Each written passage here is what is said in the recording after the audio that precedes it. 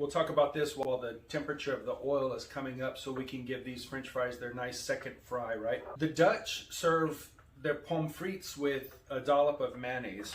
So here in the middle, I've got some mayonnaise.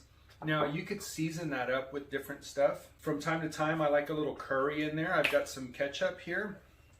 And so we'll just mix that with a little curry powder. And then you can also take ketchup and mix it. I like to do a little hot sauce on top of the ketchup and then mix that in. That's always tasty. All right, so let's zoom in. So in the bowl, I've got some ketchup and then I've got curry powder.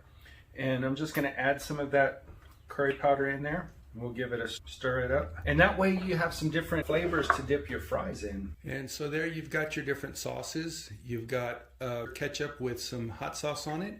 Got some mayonnaise and then a curry ketchup. Okay guys, now that our oil has come up to 375 degrees, we've already blanched these potatoes. And let me show you why we want to do that second fry. Because if you were to put this on a plate for somebody, I doubt that they would be impressed, right? So they're not crispy, there's no crunch to them.